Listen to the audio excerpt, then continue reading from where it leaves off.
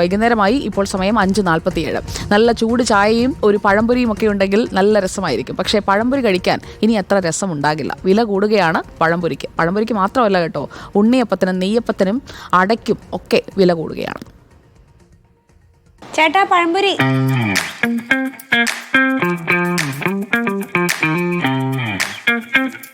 രതീഷ്, ഞാനല്ലേ വിളിക്കുന്നത്? ഇങ്ങനെ ഉറങ്ങാമോ? രതീഷ്, ഉണരൂ രതീഷ്. കാര്യങ്ങളൊക്കെ അറിഞ്ഞോ? നമ്മുടെ ഈ ചില്ലുകൂട്ടില് പപ്സും ഉഴുന്നുവടയും പരിപ്പുവടയും അടയും വടയും എല്ലാം ഉണ്ടെങ്കിലും പഴംപൊരി ഇനി അല്പം വില കൂടുകയാണ്. എത്രയെന്നല്ലേ? 18% GST ആണ് പഴംപൊരിക്ക് ഈടാക്കുന്നത്. ബാക്കിയുള്ളവർക്കൊക്കെ 5% ഇത്തിരി കുഞ്ഞൻ പഴംപൊരിയുടെ വില കൂടുകയാണ്, അതും 18%.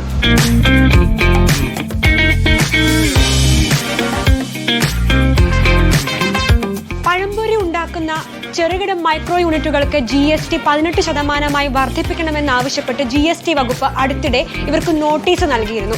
ഈ പശ്ചാത്തലത്തിലാണ് പഴംപൊരിക്കും മറ്റ് കടികൾക്കും GST വർദ്ധിക്കുന്നത്. പഴംപൊരിക്ക് 18% GST നിരക്ക് കൂടുന്നത്. പഴംപൊരി, വട, അട, കൊഴുക്കട്ട എന്നിങ്ങനെ ഓരോ വിഭവത്തിനും വ്യത്യസ്ത GST ആണ് ഈടാക്കുന്നത്. ഓരോ ഉൽപ്പന്നത്തിനും വ്യത്യസ്ത ഹാർമണൈസ്ഡ് സിസ്റ്റം ഓഫ് നോമൻക്ലേച്ചർ അഥവാ HSN കോഡാണ്. അതുകൊണ്ടാണ് വില കൂടുന്നത്. ഈ HSN അടിസ്ഥാനമാക്കിയാണ് നികുതി നിരക്ക് നിശ്ചയിക്കുന്നത്. മറ്റു മധുര പലഹാരങ്ങൾ അനവധി ഉണ്ടെങ്കിലും നമ്മുടെ പഴംപൊരിക്ക് മാത്രം എന്താണ് 18% GST എന്നല്ലേ? ചേരുവയിലെയും നിർമ്മാണത്തിലെയും വ്യത്യാസം കൊണ്ടാണ് പഴംപൊരിക്ക് വില കൂടുന്നത്. പഴംപൊരിയുടെ കാര്യം പിന്നെ പോട്ടേന്ന് വെക്കാം. ഏകദേശം ഒരേ ചേരുവയിൽ ഉണ്ടാക്കുന്ന ഉണ്ണിയപ്പവും നമ്മുടെ നെയ്യപ്പത്തിനും 2 GST വരാൻ പോവുകയാണ്. ഉണ്ണിയപ്പത്തിന് വെറും 5% GST വരുമ്പോൾ നെയ്യപ്പത്തിന് വരാൻ പോകുന്നതും 18% GST ആണ്.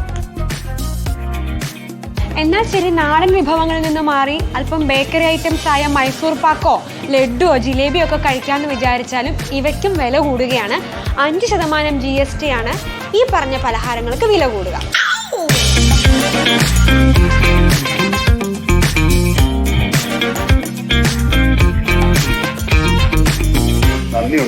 വില കൂടിയ രതീഷിനും വീഡിയോ ജേർണലിസ്റ്റ് എബിനും ഷിനോജേട്ടനുമൊപ്പം റിപ്പോർട്ടർ അഖിലശ്രീ ഇൻ റിപ്പോർട്ടർ.